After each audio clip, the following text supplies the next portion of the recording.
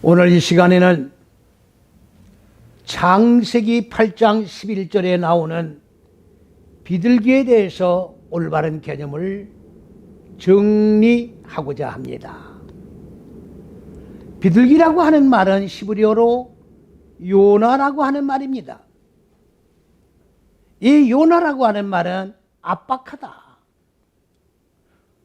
발효시키다고 하는 그런 뜻을 가지고 있습니다. 이제 까마귀의 빛과 어둠을 교환해 나가는 그러한 사역이 이제 끝나고 노아는 방주에서 비둘기를 내보냈습니다. 이제 물이 완전히 감해졌는가? 교환이 되어서 빛과 어둠이 교환이 되어서 하나님의 지식의 빛으로 물들이 다 완성되고 하늘들의 물이 말라버렸는가를 확인하기 위해서 발효시키는 요나 비둘기를 내보낸 것입니다. 오늘 이 비둘기는 바로 무슨 사역을 하는 겁니까?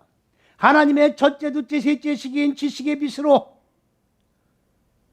인간 마음 땅에 자리 잡고 있는 어두운 무지를 압박을 가해서 꿰찔러 죽이면서 본래 마음 땅에 자리 잡고 있는 육의 속성을 완전히 부패시키고 바로 시켜서 성본을, 무지의 성본을 생명의 성본으로, 무지의 땅의 성본을 하늘들의 성본으로 바꿔주는 사역을 감당해 나가는 존재가 비둘기라고 하는 것입니다. 오늘 이 비둘기는 바로 무엇을 얘기하는 것입니까? 완전히 하늘들의 홍수가 인간 마음 땅의 교만의 산을 덮고 이제 방주가 이루어지는 아라랏산을 덮었을 때에 완전히 하늘들의 물이 말라지고 인간 마음 땅에 하나님의 생명의 새싹이 돋아나는가를 확인하기 위해서 내보낸 비둘기로서 오늘 맡김받은 생명으로 바꾸는 사역을 감당하기 위하여 내보냈던 것입니다. 오늘 비둘기가 노아에게 돌아왔습니다. 비둘기가 노아에게 돌아왔을 때 비둘기 입에는 뭐가 물려졌습니까? 바로 비둘기 입 안에는 새롭게 된 하나님의 생명으로 바꿔지는 바로 하나님의 첫째, 둘째, 셋째 시기의 법으로 넷, 다섯, 여섯째 시기의 목표가 이루어지는 나무, 감람나무가 됩니다마는 감람나무의 새롭게 돋아난 싹인 잎사귀를 입에 물고 왔다고 했습니다.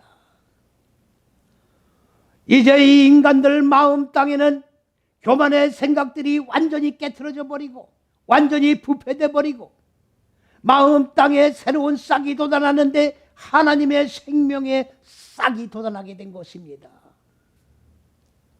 하나님의 생명의 싹이 돋아나 넷, 다섯, 여섯째 시기의 목표가 이루어지는 것이 바로 감람나무가 되는 것인데 이 감람나무의 사역이 새롭게 싹이 나서 생명이 움돋아 자라나고 있다고 하는 증표를 가지고 온 거예요. 다시 쉽게 말씀을 드리면 홍수의 결과를 가지고 온 겁니다. 하나님이 인간들 마음 땅 위에 하늘들의 비를 내리게 한 궁극의 목표가 이루어진 결론을 가지고 온 것이 비둘기라는 얘기입니다.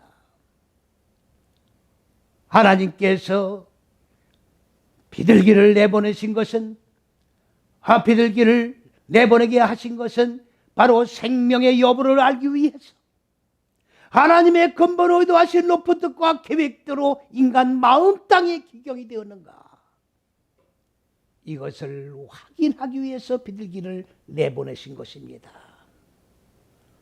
오늘 우리 마음 땅에는 비둘기의 사역이 일어나야 됩니다. 무지가 죽고 생명으로 살아난 새싹이 돋아나야 합니다. 감람나무 잎사귀의 새로운 싹이 돋아나는 역사가 있어야 됩니다.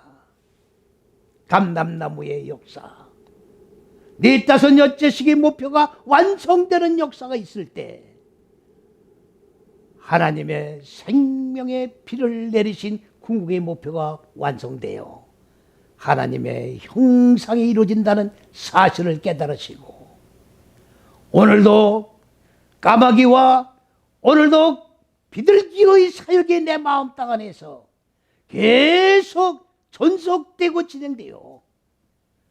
지려 결론이 나는 저와 여러분이 되시기를 그리스도 예수의 이름 안에서 축원을 드립니다.